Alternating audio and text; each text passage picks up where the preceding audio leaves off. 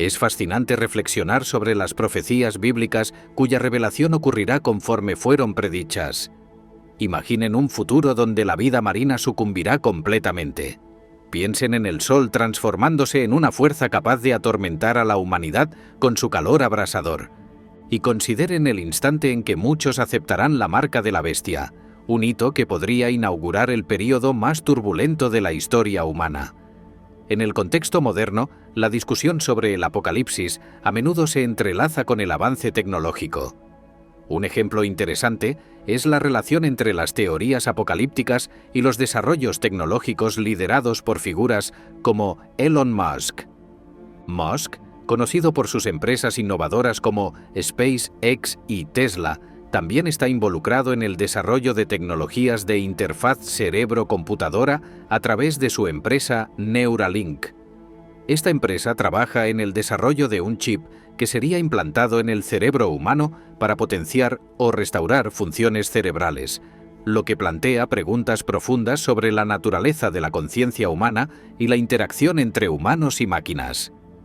Conforme nos sumergimos en las profundidades de las Escrituras, reflexionamos sobre varios elementos que marcan el fin de los tiempos.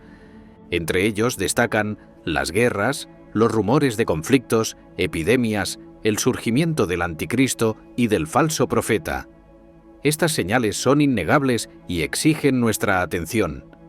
En Apocalipsis 16, versículo 1, encontramos un pasaje revelador. Entonces oí una poderosa voz que resonaba desde el templo, ordenando a los 7 ángeles que derramaran las 7 copas de la ira de Dios sobre la tierra.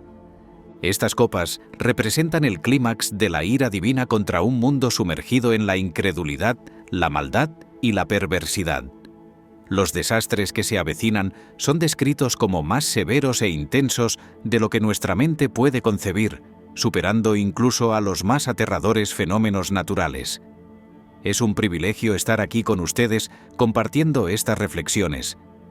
Su presencia en este momento es una señal de que Dios quiere que ustedes estén preparados y alejados de la ira que está reservada para aquellos que en los momentos finales vacilan en su fe. Tengo la convicción de que las revelaciones que compartiremos a continuación traerán innumerables bendiciones y alegrías.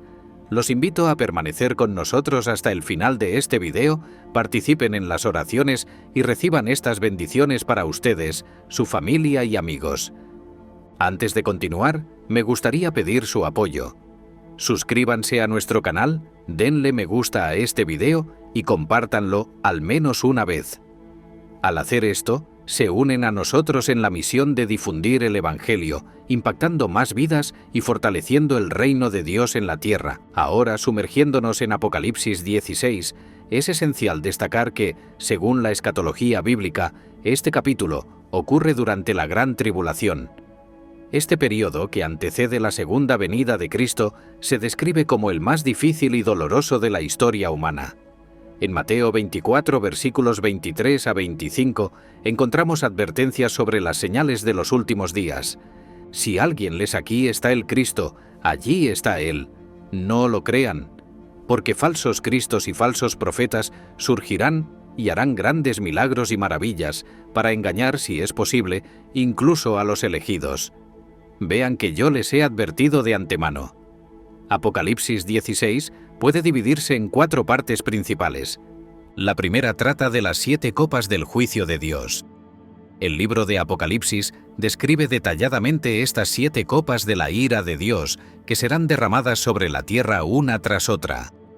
Cada copa representa una plaga distinta y, curiosamente, notarán que cada plaga es más severa que la anterior. Las primeras 3 de las 7 copas del juicio divino mencionadas en Apocalipsis tienen objetivos especiales: la tierra, el mar y las aguas dulces. Estas plagas resultan en grandes estragos, causando heridas mortales en las criaturas marinas y transformando las aguas en sangre. Las siguientes copas, cuarta, quinta y sexta, traen respectivamente un calor insoportable sobre la tierra, una oscuridad abismal y la sequedad del río Éufrates. Estos eventos preparan el escenario para la batalla final en el día del Señor. La séptima y última copa, cuando se derrama en la atmósfera, desencadena terremotos devastadores, inundaciones, una lluvia de granizo gigantesco, Luego nos encontramos con el Armagedón. Según Apocalipsis 16, versículos 12 a 16, la sequía del río Éufrates abre camino para los reyes del Oriente. Espíritus malignos asemejándose a ranas emergen de la boca del dragón, de la bestia y del falso profeta. Estos espíritus reúnen a los reyes del mundo entero para la batalla en el gran día del Dios Todopoderoso, el Armagedón. El escenario de esta gran guerra será el enfrentamiento final durante la tribulación, donde el Anticristo y los reyes de la tierra movilizarán sus ejércitos contra Jerusalén y el pueblo de Dios. Entonces, Jesucristo regresará con los ejércitos celestiales, derrotando a las fuerzas del mal. El Anticristo y el falso profeta serán lanzados al lago de fuego y Satanás será aprisionado. Cristo establecerá su reino en la tierra por 1000 años. La tercera parte de esta revelación en Apocalipsis destaca la prevalencia del mal sin precedentes. La maldad humana alcanzará un nivel tan extremo que incluso frente a plagas terribles como piedras de granizo gigantes, las personas continuarán blasfemando contra Dios, demostrando la profundidad de su rebeldía e iniquidad. El cuarto aspecto a considerar es el regreso de Cristo. Después de una serie de eventos catastróficos, Satanás, el Anticristo y el falso profeta serán finalmente derrotados y aprisionados. Jesús, entonces, establecerá su reino en la tierra, reinando por 1000 años. Uno de los aspectos más perturbadores de este capítulo es la revelación de que, incluso frente a tales catástrofes, habrá personas en la tierra que rechazarán a Dios y se negarán al arrepentimiento. En el versículo 9 se lee que las personas no se arrepintieron de sus pecados ni se volvieron a Dios en busca de gloria. En el versículo 11, a pesar de sufrir con dolores y heridas, maldicen a Dios y no se arrepienten de sus acciones malignas. Y finalmente, en el versículo 21, maldicen a Dios nuevamente por causa de la terrible plaga de granizo. Durante este período, el mundo estará bajo la influencia del diablo, del anticristo y del falso profeta. La prevalencia del mal y la maldad será tan grande que muchos corazones se cerrarán al arrepentimiento. La Biblia también nos alerta sobre la gran apostasía, un tiempo en el que cristianos serán tentados por el miedo y la presión social a aceptar la marca de la bestia, el número 666, como se describe en Apocalipsis 13. También seremos testigos del cumplimiento de las profecías bíblicas sobre la bestia, que es el Anticristo. Este ente maligno declarará guerra contra el pueblo santo de Dios y la marca de la bestia será impuesta. La persecución a los cristianos alcanzará niveles sin precedentes, siendo más común y severa que en cualquier otro período de la historia humana. Es crucial entender que la ascensión del Anticristo al poder mundial, influenciando a gobernantes globales, traerá enormes perjuicios a los corazones de muchas personas. Durante el período de la Gran Tribulación, seremos testigos de un fenómeno trágico. Aquellos que un día se proclamaron cristianos abandonarán su fe en Jesús. Desafortunadamente, muchos cristianos aceptarán la marca de la bestia, prefiriendo evitar la persecución y buscando una vida cómoda en la tierra en vez de permanecer firmes en su fe. Ellos pueden apreciar la idea de ser cristianos, pero no confesarán a Jesús como su Señor públicamente. Surge entonces la ¿por qué habrá una rebelión tan explícita contra Dios? ¿Por qué las personas elegirán seguir los caminos de Satanás? El apóstol Pablo, al escribir a la Iglesia sobre el fin de los tiempos y la venida de Jesucristo, menciona al Anticristo y la fuerza restrictiva que lo impide. En 2 Tesalonicenses 2 versículos 3 a 8, advierte que el día del Señor no vendrá hasta que ocurra la rebelión y el hombre de la ilegalidad sea revelado. Este hombre se opondrá a todo lo que se llama Dios y se proclamará como tal en el templo de Dios.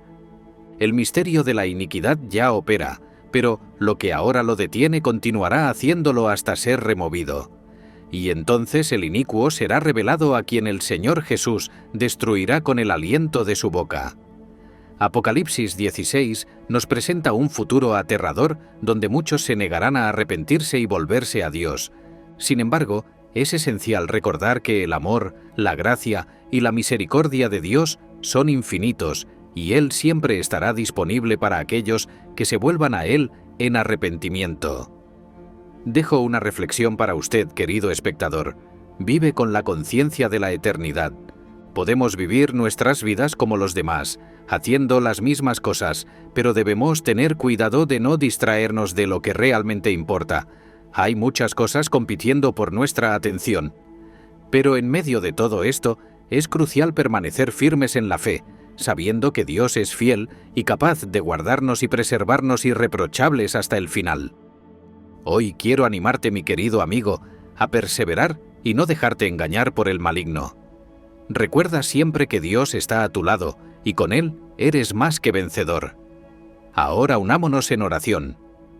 Querido Señor, estamos inmensamente agradecidos por revelarnos la verdad sobre el juicio que vendrá sobre el mundo. Te agradecemos por salvar nuestras almas y transportarnos del reino de las tinieblas a tu glorioso reino de luz. Reconocemos y somos tocados por tu amor ágape por nosotros.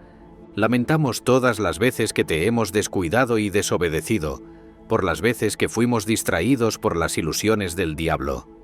Pedimos perdón y rogamos que nos renueves con tu gracia, sabiduría y coraje, para que podamos permanecer sensibles a tu amor y no ser distraídos por las preocupaciones de esta vida.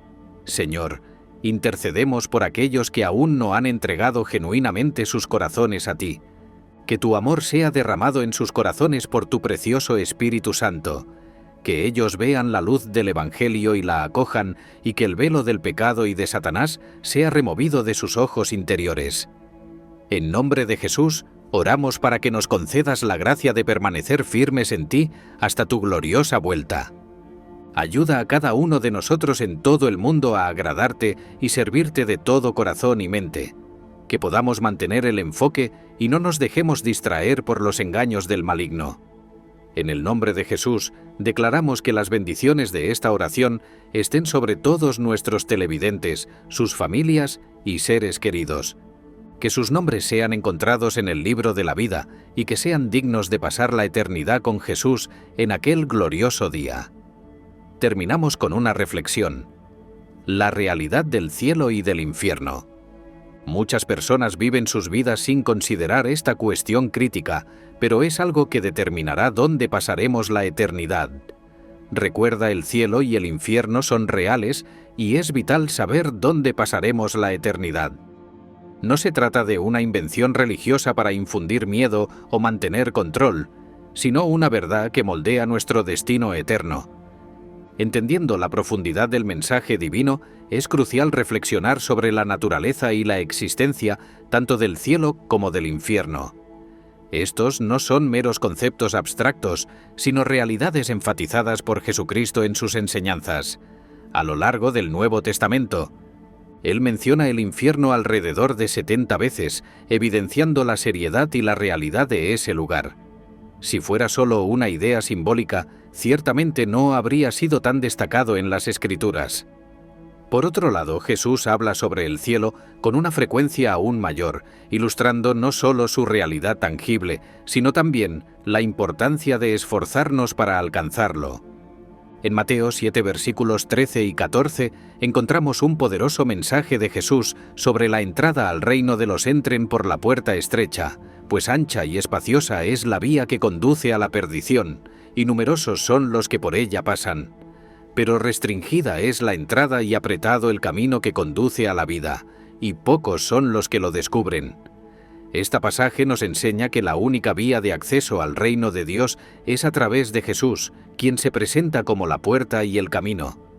Esta puerta es estrecha porque Él es el único camino y la única entrada al reino de Dios. El camino estrecho nos guía a la vida eterna y espiritual con Él.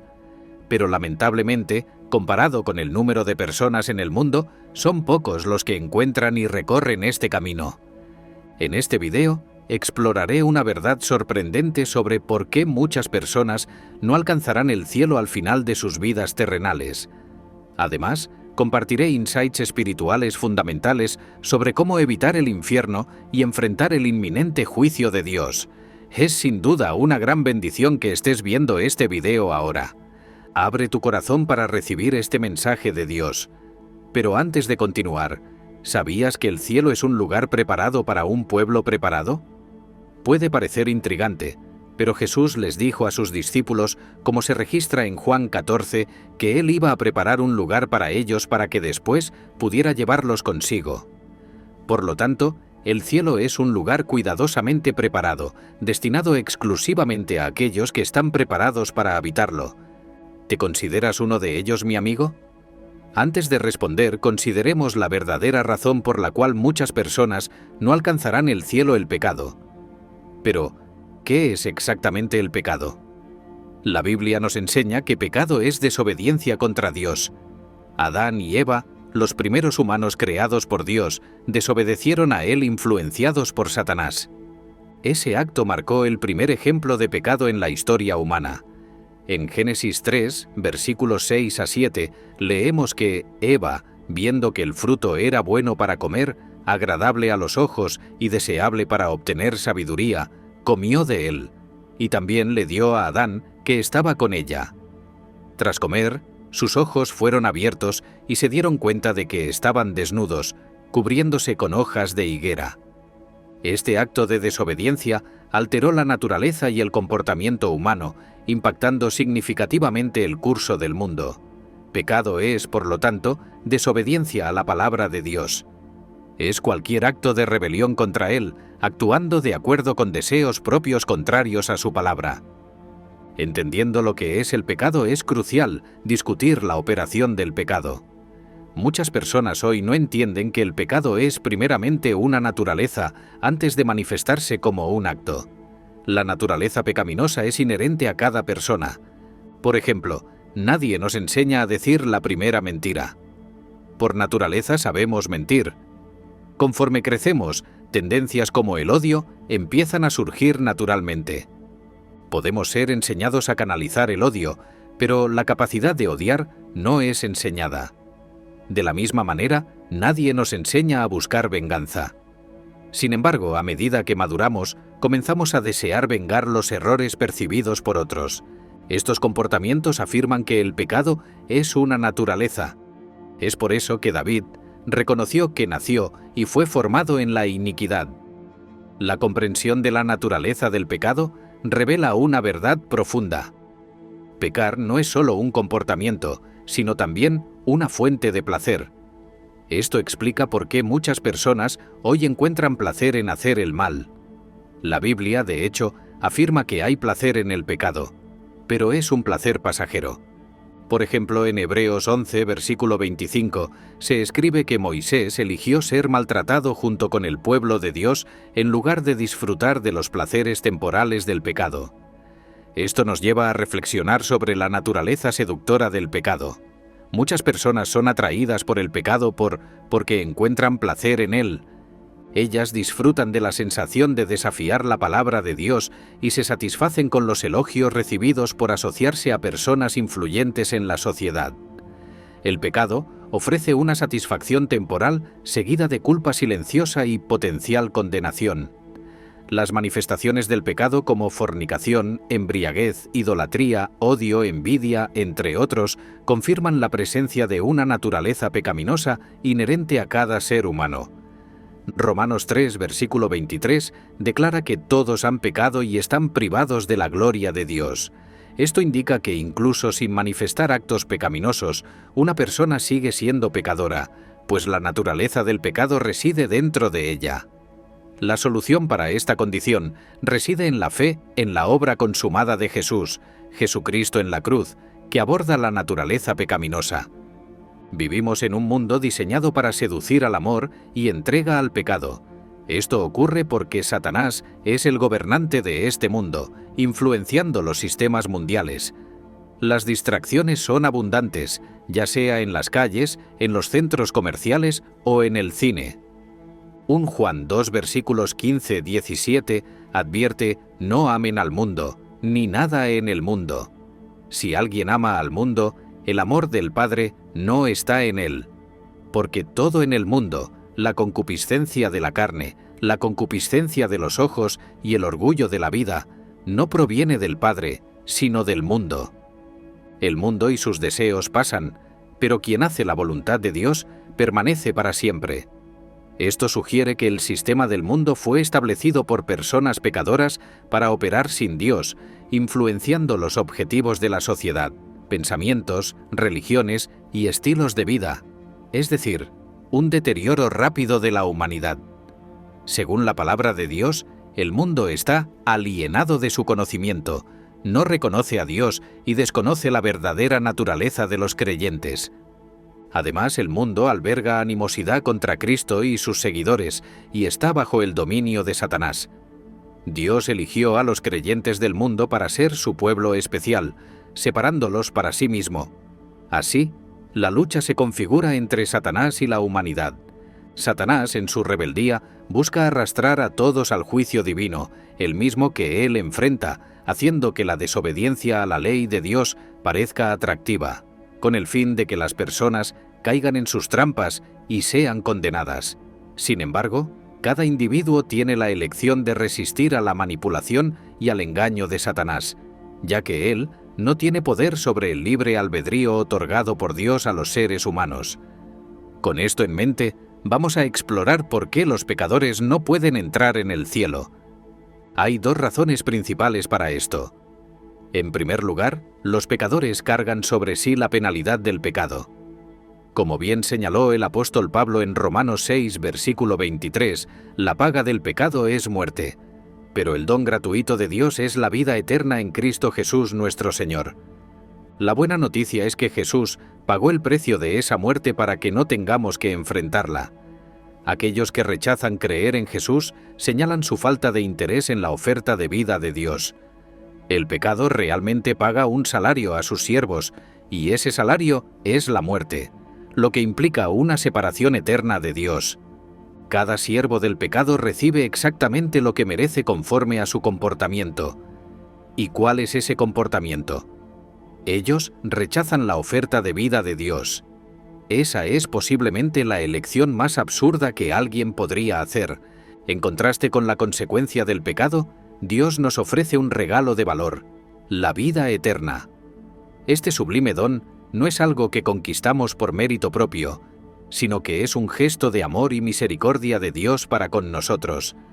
A través de la fe en Jesucristo, somos agraciados con la oportunidad de vivir eternamente al lado de Dios en el cielo. La generosidad de Dios al concedernos la vida eterna a pesar de nuestras fallas y transgresiones refleja la profundidad de su amor y gracia. Él no nos recompensa en base a nuestras acciones, sino que nos ofrece gratuitamente la salvación y la vida eterna. Este es un llamado a una transformación radical, una invitación a abandonar las cadenas del pecado y abrazar una vida renovada en Cristo. La vida eterna no se limita a una existencia futura tras la muerte. Comienza aquí y ahora, en el momento en que aceptamos a Jesús como nuestro Salvador. Esta aceptación nos transporta a una nueva realidad donde la presencia y el amor de Dios impregnan cada aspecto de nuestra existencia. Vivir en la fe cristiana es descubrir un propósito, encontrar paz en la presencia divina y caminar en una relación constante y creciente con Dios, nuestro Padre Celestial. Los fieles no sirven a Dios meramente con el objetivo de obtener la vida eterna. Lo sirven porque ya son portadores de esa vida eterna. La segunda razón por la cual los pecadores no pueden entrar en el cielo se relaciona con la naturaleza de ese lugar. El cielo es un reino de santidad, justicia y orden. ¿Alguna vez has imaginado cómo sería el cielo con la presencia de tan solo un pecador? La santidad, la justicia y el orden celestiales se verían comprometidos por la presencia de un único pecador. El cielo es un lugar de completa obediencia a Dios, a su palabra y a sus leyes. Permitir a cualquier pecador en el cielo significaría abrir las puertas a la impiedad, la injusticia y el desorden. En el reino de Dios no son las acciones en sí mismas las que hacen a una persona justa o santa, sino en quien cree. Por ejemplo, Dios considera a todos los que creen en Jesús como santos, justos e irreprochables. En contraste, aquellos que no han entregado sus corazones a Jesús son vistos como impíos e injustos. El juicio de Dios recae sobre aquellos que rechazan el sacrificio de Jesús, no solo por actos pecaminosos externos, sino por no renunciar a la naturaleza pecaminosa interna.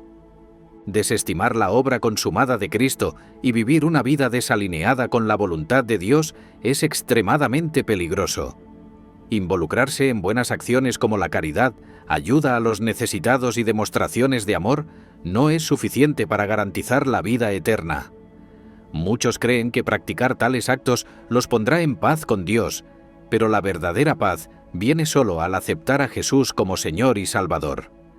Tras esa aceptación, las buenas obras son una consecuencia natural de esa fe. La relación entre la fe y la salvación se expresa poderosamente en Romanos 10, versículo 9. Si declaras con tu boca, Jesús es el Señor, y crees en tu corazón que Dios lo resucitó de entre los muertos, serás salvo. Este pasaje destaca la esencia del cristianismo, la creencia en la resurrección de Cristo y el reconocimiento de Jesús como Señor.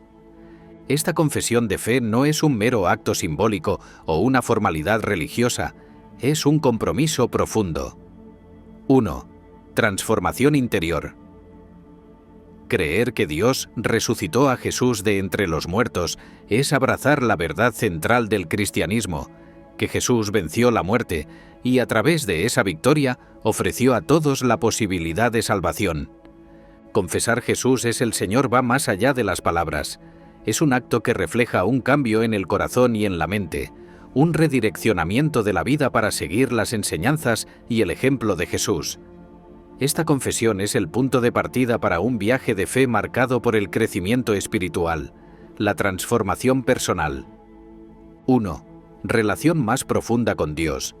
La fe cristiana es, por lo tanto, un camino de redención y renovación. La creencia en la resurrección de Cristo y la confesión de Jesús como Señor son los pilares que sostienen la esperanza y la certeza de la salvación, abriendo las puertas a una vida nueva y eterna junto a Dios. Mateo 7, versículos 21 a 23 contiene una advertencia seria, destacando que no todos los que proclaman seguir a Dios entrarán en el reino de los cielos.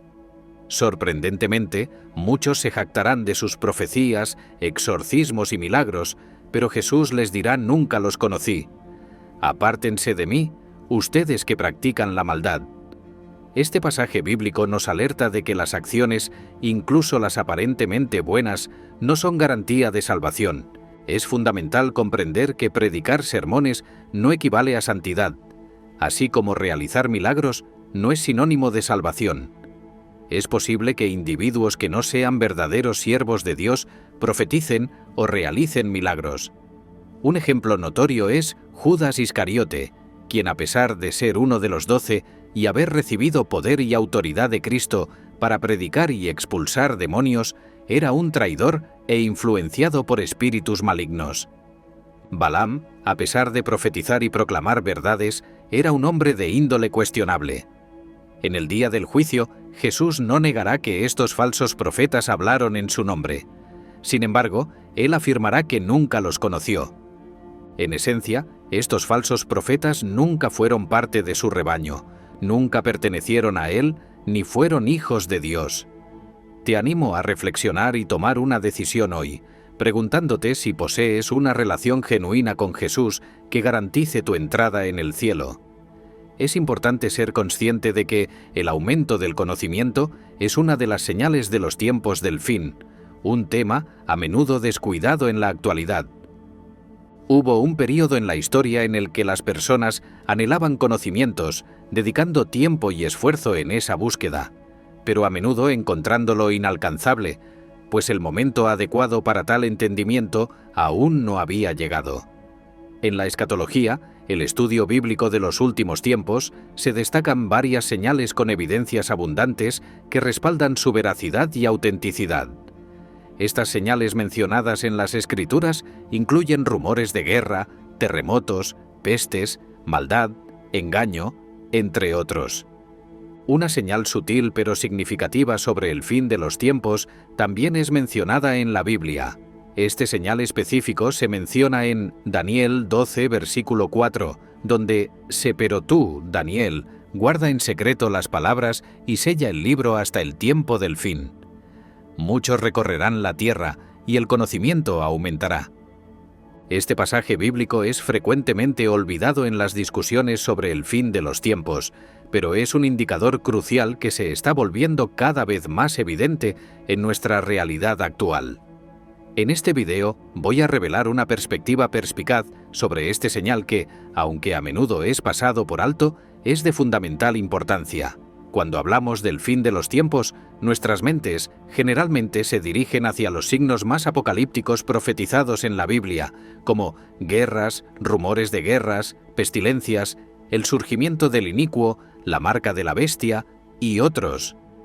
Esto sucede porque estas profecías son tangibles y visibles en nuestro día a día, requiriendo solo un poco de observación atenta. Naturalmente tendemos a enfocarnos en las descripciones vívidas del Apocalipsis o en las palabras de Jesús en Mateo y Lucas, donde Él responde a los discípulos sobre cuándo y cuáles serán los signos del fin de los tiempos. Todos estos signos son profundos y merecen nuestra atención, especialmente en la era en la que vivimos. Sin embargo, el señal mencionado por Daniel se destaca por su naturaleza más sutil y menos directa. Quizás se pasa por alto con frecuencia, justamente porque no está en los libros más referenciados sobre el fin de los tiempos, como el Apocalipsis, Mateo o Lucas, sino en el antiguo libro de Daniel. Este señal, el aumento del conocimiento y la rápida difusión de información, es un fenómeno que estamos experimentando intensamente en la era moderna. Con el avance de la tecnología, el acceso y el intercambio de información se han vuelto rápidos y fáciles, cumpliendo de manera impresionante la profecía de Daniel. Así, este video busca explorar más profundamente este señal, proporcionando perspectivas y reflexiones que sin duda traerán bendiciones y comprensión sobre los tiempos en que vivimos. Antes de explorar la profecía del libro de Daniel, es importante entender quién era Daniel. Él era un joven judío llevado cautivo durante la conquista babilónica de Jerusalén, junto con muchos otros de Judá. Daniel y sus 3 amigos fueron exiliados a Babilonia. Debido a su coraje y a las claras bendiciones de Dios sobre ellos, fueron reclutados para servir en la corte del rey babilónico. Daniel, notable por su gran fe, coraje, disciplina e integridad, sirvió posteriormente a otros reyes de Babilonia y de Persia. A lo largo de su vida, Dios otorgó a Daniel una sabiduría divina para interpretar sueños y solucionar cuestiones desafiantes. Conforme a Daniel 5:12, era conocido por su mente perspicaz, conocimiento y comprensión, además de la habilidad de interpretar sueños, explicar enigmas y resolver problemas difíciles. El libro de Daniel revela muchos detalles sobre los planes de Dios para el mundo al final de los tiempos, conteniendo numerosas profecías sobre reinos significativos, incluyendo la notable visión de la estatua en el 2º capítulo. Esta profecía predice el surgimiento y caída de 4 grandes imperios: Babilonia, Persia, Grecia y Roma. Conforme lo predicho por el profeta, estos imperios, de hecho, surgieron y cayeron. Además, el libro de Daniel contiene muchas profecías sobre los últimos días, el anticristo y otros eventos escatológicos. Vamos a profundizarnos en la profecía de los últimos días, en la que se dice que el conocimiento será grandemente aumentado. Esta profecía particularmente intrigante ha sido interpretada de varias maneras. Una de las perspectivas es que la expresión «muchos recorrerán la tierra y el conocimiento aumentará» sugiere que habrá una búsqueda sin precedentes por el conocimiento de las Escrituras como nunca antes en la historia de la humanidad. Esta interpretación está en consonancia con la realidad de que el acceso a las Escrituras ha sido enormemente ampliado por los avances tecnológicos. Hoy tenemos más acceso a las escuelas escrituras que los propios apóstoles en los tiempos de Jesús. Este versículo sugiere que en los últimos días, personas de todo el mundo buscarán ávidamente el conocimiento espiritual acercándose a las Escrituras. Esto es evidente en el creciente apetito por conocimiento espiritual genuino sobre Dios, sus caminos y su carácter.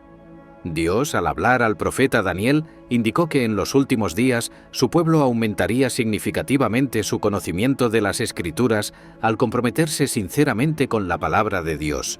Para confirmar esta profecía podemos mirar a la historia y observar que nunca ha habido un tiempo en que con tanta abundancia de conocimiento de las Escrituras, el pueblo de Dios ahora posee un amplio entendimiento de la Biblia. Señoras y señores, esta predicación continuará en el próximo video que se lanzará posteriormente. Sigan firmes y fuertes en la palabra de Dios. Queden con Dios.